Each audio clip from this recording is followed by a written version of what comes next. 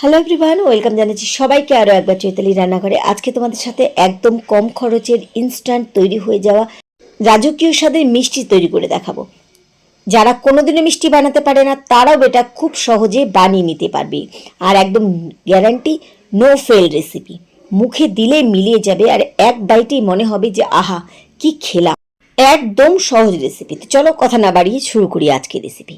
এই মিষ্টি বানানোর জন্য প্রথমে আমাদেরকে ইনস্ট্যান্ট রাবড়ি, মালাই বা ক্ষীর বানিয়ে নিতে হবে। সেজন্য আমি রেগুলার চায়ের কাপে 1 কাপ নিয়ে নিলাম এখানে লিকুইড মিল্ক। আমি কিন্তু এখনও গ্যাস ধরাইনি। তো এই দুধের মধ্যে এবার যে কাপের মধ্যে আমরা মিল্ক পাউডার নিয়েছিলাম ঠিক সেই কাপ মেপে আমি এখানে দিয়ে দিচ্ছি গুঁড়ো দুধ। যে কোনো ব্র্যান্ডের গুঁড়ো দুধ তোমরা এখানে ব্যবহার করতে পারো। এবার ভালোভাবে প্রথমে লিকুইড দুধের সাথে গুঁড়ো দুধ আগে ভালোভাবে একটুখানি মিশিয়ে নিচ্ছি যেন কোনো রকমের লাম্পস না থাকে। তাই গ্যাস ধরানোর আগে কিন্তু এই কাজটা করে নিতে হবে, তাহলে তোমাদের সুবিধা হবে। ভালোভাবে মিশিয়ে নেওয়ার পরে এবার আমি গ্যাস ধরিয়ে দিচ্ছি। প্রথম থেকে শেষ পর্যন্ত ফ্লেম মিডিয়াম রেখে এবার খুব ভালোভাবে এই দুধ জাল দেওয়া পর্যন্ত, ঘন হওয়া পর্যন্ত আমাদেরকে জাল দিতে হবে। আর যেহেতু আমরা মিল্ক পাউডার দিয়েছি তাই 2 মিনিটের বেশি কিন্তু এই ক্ষীর বা ইনস্ট্যান্ট রাবড়ি হতে সময় লাগবে না। 2 মিনিটের মধ্যে তৈরি হয়ে যাবে। এই সময় কিন্তু এখান থেকে সরানোটা যাবে না। তো আমি দেখো এখানে দুধটাকে ভালোভাবে কিন্তু ঘন করে একদম ইনস্ট্যান্ট রাবড়ি বানিয়ে নিয়েছি।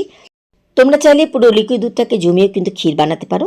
এবার এর মধ্যে দিয়ে দিচ্ছি চিনি। আমি এখানে 3 চামচ চিনি দিচ্ছি। যদি মিষ্টি ছাড়া খেতে চাও এটাকে, তাহলে তোমরা চিনিটাকে স্কিপ করে দিতে পারো যাদের সুগারের প্রবলেম আছে। যেহেতু মিল্ক পাউডারই মিষ্টি, সেই জন্য তোমাদের এখানে চিনি দেওয়ার প্রয়োজন হবে না। আর যারা চিনি মিষ্টি খেতে পছন্দ করো তারা চিনিটাকে নিজেদের স্বাদ মতো বাড়িয়ে কমিয়ে দেবে। খুব ভালোভাবে প্রথমে আমি এখানে ইনস্ট্যান্ট রাবড়িটা বানিয়ে ফেললাম, কারণ এটুকু নামানোর পরে কিন্তু জমে যাবে। তাই আমি এবারে গ্যাস ওভেন বন্ধ করে দিচ্ছি। আমাদের রাবড়ি কিন্তু একদম রেডি। এটাকে রেখে দিচ্ছি পাশে। এদিকে নিয়েছি আমি 4 পিস ব্রেডের স্লাইস। আর এই ব্রেড দিয়ে কিন্তু আমাদের আজকের এই মিষ্টিটা তৈরি হবে, যেটা বিশ্বের সব থেকে নরম তুলতুলে মিষ্টি বলতে পারো। এবার নিয়ে নিচ্ছি একটা স্টিলের বাটি। তোমরা গ্লাস, বাটি যা কিছু নিতে পারো এখানে। তো যে সাইজটা বানাবে, তো আমি এখানে ছোটো সাইজের একটা বাটি নিয়েছি। নিয়ে ভালোভাবে এভাবে ব্রেডের মধ্যে বসিয়ে একটু চাপ দিয়ে দিচ্ছি। এতে কী হবে, ধারগুলো কেটে যাবে আর আমাদের একটা শেপ তৈরি করার জন্য সুন্দরভাবে ব্রেডের স্লাইস কেটে চলে আসবে। এভাবে আমি বাদবাকি সবগুলোকে একসাথে করে নিয়েছি। চেষ্টা করবে যেন এই মিষ্টিটা বানানোর জন্য ব্রেড ফ্রেশ হয়, তাহলে কিন্তু মোড়াতে সুবিধা হবে, শেপটাও সুন্দর আসবে। প্রথমে নিয়ে নিলাম একটা ব্রেড স্লাইস আর একটুখানি বেলনা দিয়ে এভাবে বেলে একটুখানি এটাকে বড় করে নিচ্ছি। খুব একটা চাপাচাপি করার দরকার নেই, হালকাভাবে 2 থেকে 3 বার বেলে নিলেই হবে। যদি তোমরা বাসি ব্রেড নাও তাহলে কিন্তু এটা শুকনো হয়ে ঝরে ঝরে যাবে। তাই চেষ্টা করবে যেন ফ্রেশ ব্রেড দিয়ে এটা বানানো যায়। একটুখানি পাতলা করে নিলাম। এবার এর মধ্যে দিয়ে দিচ্ছি আমি বানানো ইনস্ট্যান্ট রাবড়ি, যেটা কিন্তু খুব ভালোভাবে আমি এখানে বানিয়ে নিয়েছি। ঠিক মাঝ বরাবর এখানে একটু করে আমি রাবড়ি দিয়ে দিচ্ছি। হঠাৎ করে মিষ্টি খাবার ইচ্ছে হলে বা কেউ বাড়িতে আসার থাকলে, কোনো গেস্ট, তোমার কাছে কোনো উপায় নেই, বাজারে যেতে পারছো না, পাড়ার দোকান থেকে সাথে সাথে ব্রেড এনে কিন্তু এই মিষ্টিটা বানিয়ে নিতে পারো। বা বাচ্চাদেরও কিন্তু এই মিষ্টিটা খেতে খুব ভালো লাগবে। আর যেটা আমি আগে বললাম যে যাদের সুগারের প্রবলেম আছে তারাও কিন্তু চিনি ছাড়া এই মিষ্টিটাকে অনায়াসে বানিয়ে নিতে পারবে। খুব ভালোভাবে এভাবে মাথাটাকে একটুখানি চেপে দিচ্ছি। এখানে কিন্তু যদি চাপা ভালোভাবে না যায় তাহলে কিন্তু তোমরা ধারে একটুখানি জল লাগিয়ে, হালকা জল লাগাবে, দিয়ে কিন্তু এভাবে বানাতে পারো।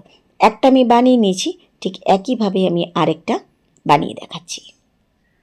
এভাবে একটুখানি বেলে খালি পাতলা করে নিতে হবে। খুব হালকা করে কিন্তু বেলতে হবে যেন ব্রেড ভেঙে না যায়।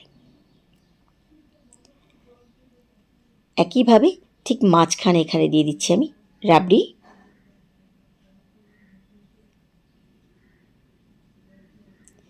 এটাকে চাইলে তোমরা চারকোনাভাবে বানাতে পারো, যেমন খুশি তোমাদের এর শেপটা দিতে পারো। একটু ধারে এরকম হালকা করে জল লাগিয়ে আবার এটাকে আমি মুড়িয়ে দিলাম। খুব চাপাচাপির দরকার নেই, হালকা হালকা করে এভাবে একটুখানি চেপে চেপে দিলেই হবে। বা চাইলে কিন্তু তোমরা এটাকে রোলের মতো বানিয়ে নিতে পারো। এভাবে আমি বাদবাকি সবগুলোকে বানিয়ে নিচ্ছি। মিষ্টিগুলো আমার বানানো হয়ে গেছে।